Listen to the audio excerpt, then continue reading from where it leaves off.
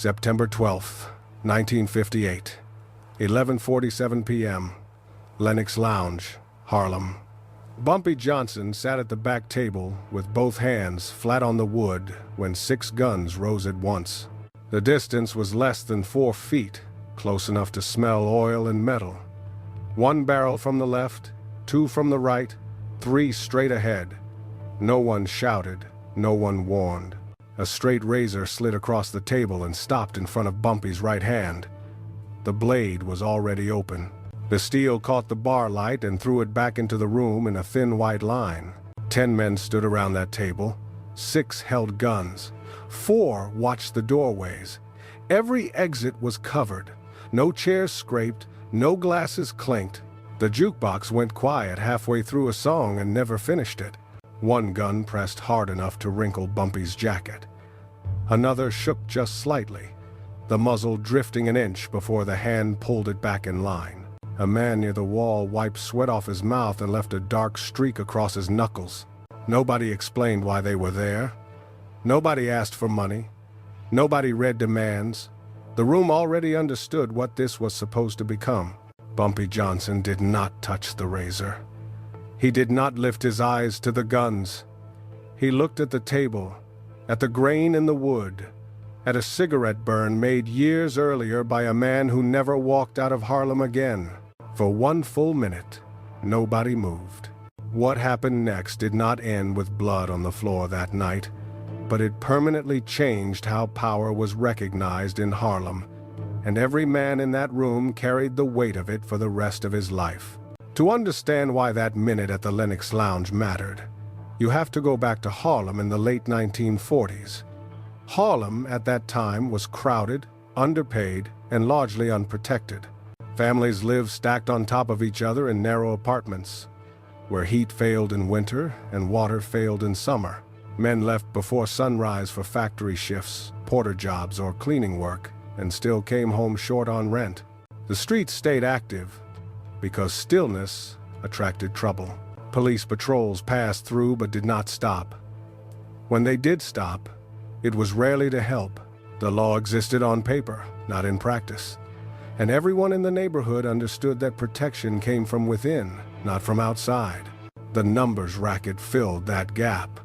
It ran on coins and faith, pennies, nickels, and dimes, folded into slips of paper, collected door to door, shop to shop.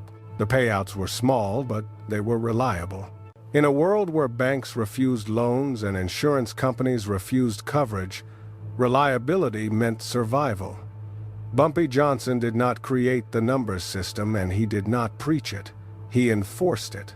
His role was functional, not symbolic. People depended on him because their money came back when it was due. They feared him because when it did not, he arrived personally. They needed him because there was no other structure that worked as consistently. By the early 1950s, Harlem was no longer invisible to outside interests. Italian crews downtown began to calculate the volume of money moving north. They understood scale and cash flow, but they misunderstood control. Harlem was not governed by distant families or rotating captains. It was held together by proximity. Authority belonged to the man who lived there, walked the streets daily, attended funerals, and could not disappear without consequence. That man was Bumpy Johnson. He ate in the same restaurants as the men who worked for him and the men who resented him. His presence was constant, and that constancy was the foundation of his power. Big Sam had been at his side since the early 1940s. 6'4", 260 pounds, former dock worker. He spoke rarely and only when necessary. His purpose was not violence but assurance. When he stood behind Bumpy, negotiations slowed down. Frankie Dimes handled collections on the west side. Thin, restless, always chewing gum. He knew which stairwells echoed and which doors stuck. He answered only to Bumpy and never missed a pickup. Louis Batts managed logistics. He carried no nickname and no reputation beyond accuracy. He counted everything twice and remembered dates better than faces. If Louis said money was missing, no one argued. Across the city, attention sharpened. Salvatore Russo was sent north as an observer and stayed longer than planned. He reported that Harlem was profitable and exposed. He believed force would be enough. That assessment led to a meeting in a private dining room on Mulberry Street in early 1958. 8 men attended. One proposal was made: $50,000 to buy leverage, 3 weeks to apply pressure, 1 public demonstration to send a message. The plan assumed fear would travel faster than loyalty. It had worked elsewhere, and that history made them confident. Information reached Harlem without names attached. A bartender mentioned something to a driver. The driver spoke to a woman who cleaned offices at night. She told her brother, and her brother worked numbers.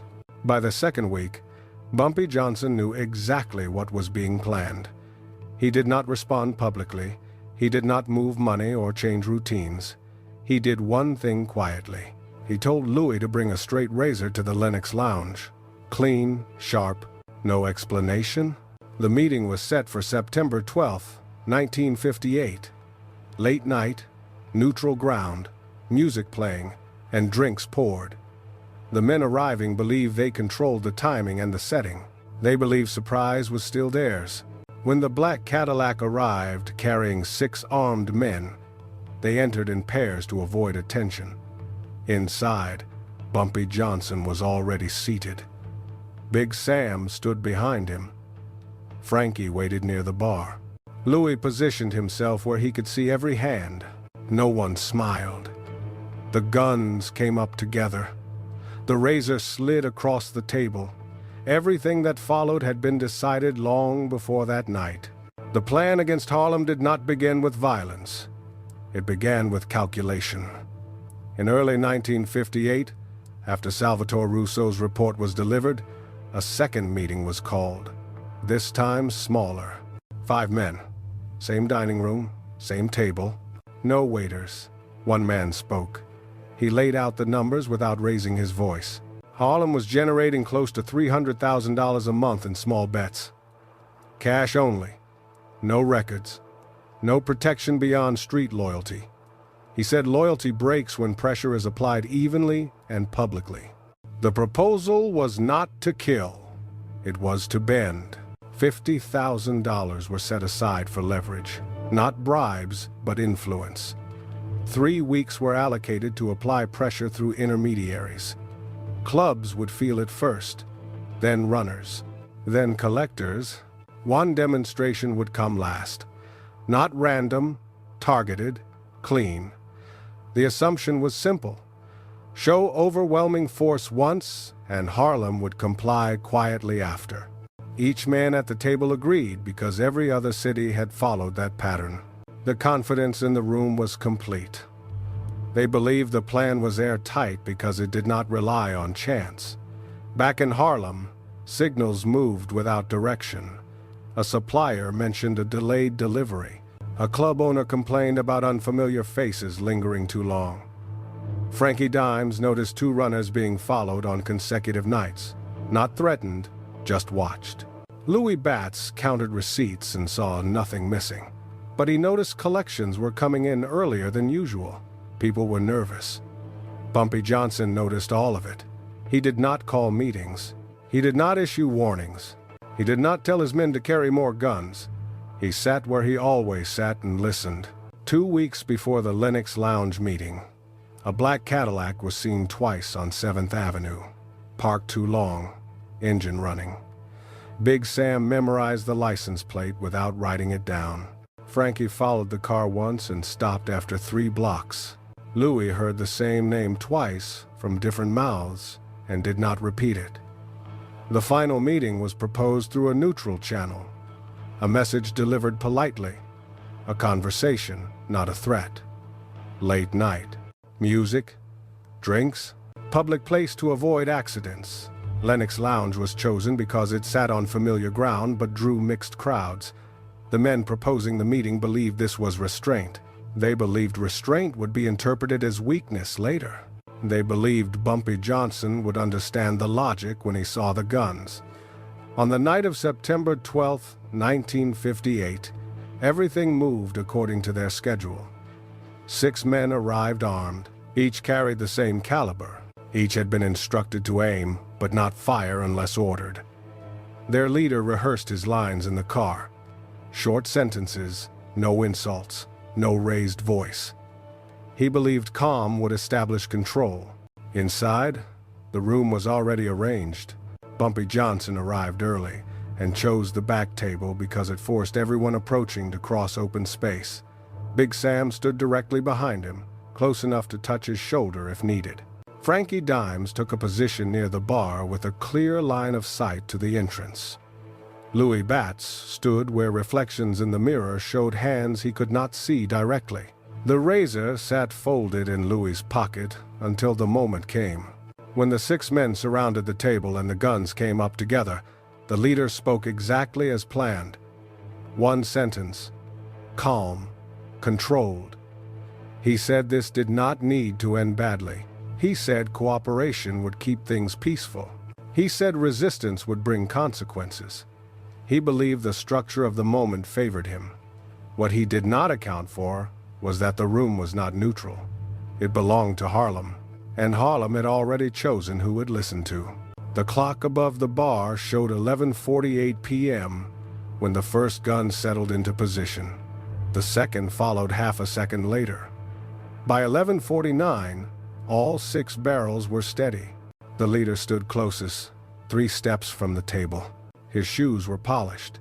His breathing was slow. He believed control had already shifted. The room smelled like whiskey and metal. No one at the bar spoke. No glasses moved. Big Sam did not change his stance. His hands stayed open at his sides. Frankie Dimes leaned 1 inch forward to see fingers tighten around triggers. Louis Batts counted breaths. Bumpy Johnson remained seated. His hands stayed flat on the table. At 11:49 and 20 seconds, the leader nodded once. Louis stepped forward and slid the straight razor across the table. It stopped exactly at the edge of Bumpy's right hand. The blade was open. The sound of steel on wood cut through the room sharper than any voice. One of the gunmen swallowed hard.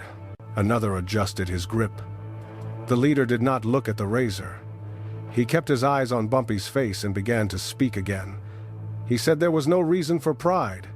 He said this was business. He said signatures could be arranged. Money would keep flowing. People would stay alive. His voice stayed even, but the room had already changed. Bumpy Johnson did not answer. He did not reach for the razor. He lifted his right hand slowly and placed 2 fingers on the table, an inch from the blade. The movement was measured. No rush, no hesitation. At 11:49 and 40 seconds, one of the men shifted his feet. The floor creaked. Big Sam turned his head slightly. That was enough. Bumpy finally looked up, not at the leader, at the youngest man holding a gun, the one whose hand had been shaking since the start. Bumpy spoke 5 words: put it down or leave. Nothing followed immediately. The leader opened his mouth to speak again, but stopped when he realized one gun was lowering. Just an inch, then another. The sound in the room changed.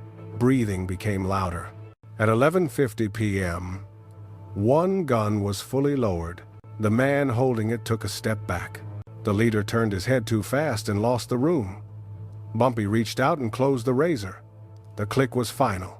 No blood was drawn, no shot was fired.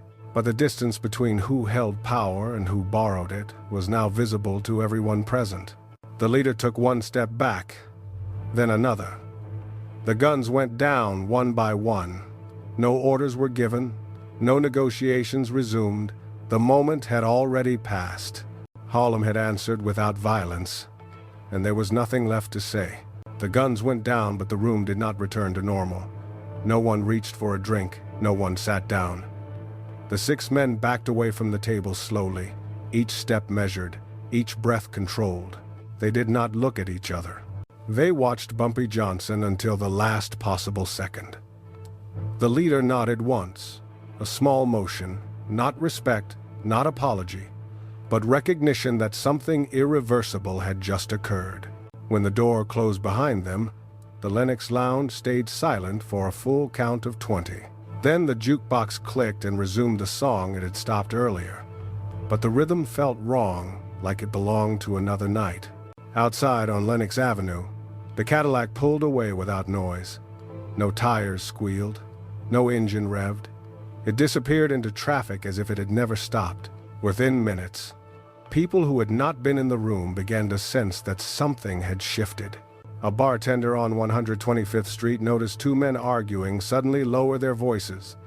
A runner crossing 7th Avenue felt his shoulders drop without understanding why. A club owner canceled a late-night meeting and went home early. By sunrise, Harlem was carrying the story without details. Nobody spoke names. Nobody mentioned guns or razors. They said only that the meeting had ended. That was enough. In the underworld, reaction came faster and colder. Phones rang before dawn. Messages were passed without emotion. By mid-morning, an emergency meeting was called by the 5 families. It took place in a private space. No windows, no staff. The Lenox Lounge was not mentioned once. The discussion focused on error. Not moral error, tactical error. The assumption that fear could be imported. The assumption that visibility could be created without consent. The $50,000 allocated for leverage was reassigned before noon. The 3-week pressure schedule was canceled entirely. Orders were sent out to disengage quietly. Salvatore Russo was recalled within days. He did not argue. His report was filed and never referenced again. No retaliation was planned. None was considered necessary. In Harlem, Bumpy Johnson did not speak publicly. He did not call a meeting. He did not issue instructions. He returned to routine. That choice carried more weight than any announcement. He ate breakfast at the same counter. He walked the same blocks. He attended the same funerals. Frankie Dimes reported that collections normalized within days. People stopped paying early. That was the signal that fear had released its grip. Louis Batts noticed receipts arriving at their usual times again. He adjusted nothing. Big Sam observed fewer unfamiliar cars idling too long. He relaxed his stance without changing position. The Lenox Lounge returned to its regular crowd, but the back table was left untouched for weeks. No one sat there unless invited. The lesson did not travel through speeches or threats. It moved through silence and restraint. Men who had not been present adjusted behavior without being told. Clubs stopped entertaining outside offers. Runners stopped listening to unfamiliar voices. The idea of walking into Harlem with guns and expecting compliance vanished without confrontation. No blood marked the boundary. That made it permanent. Power was not measured that night by who raised a weapon. It was measured by who did not need to use one. 5 years later, the men who had walked into the Lenox Lounge that night were scattered. One was serving time upstate after a separate operation failed quietly. One moved south and never returned to Harlem. One stopped carrying a gun in public. None of them ever attempted to challenge Harlem again. 10 years later, most of the witnesses to that table were older, slower, and more careful with their words. The Lenox Lounge was still open. Music still played. Drinks were still poured. New faces filled the room, unaware that the back table had once held the weight of the neighborhood. Bumpy Johnson continued living exactly where he had always lived. He did not expand outward. He did not retreat inward. He stayed present. His authority remained tied to place, not memory. Big Sam eventually stepped back from standing behind him every night, but people still cleared space when he entered a room. Frankie Dimes moved less cash with age but never lost his routes. Louis Batts kept counting until the end. Still accurate, still quiet. The night of September 12, 1958 was never written into contracts or carved into warnings. It did not need to be. Its outcome was enforced by behavior that followed it. No outsider ever again assumed that Harlem could be taken by force alone. No meeting ever again opened with guns raised in that neighborhood. The lesson settled into the streets without ceremony. Power did not announce itself. It did not explain. It simply remained when others withdrew. If this story showed you what power looks like when it does not need permission, hit subscribe and stay with the channel. What would you have done in that room?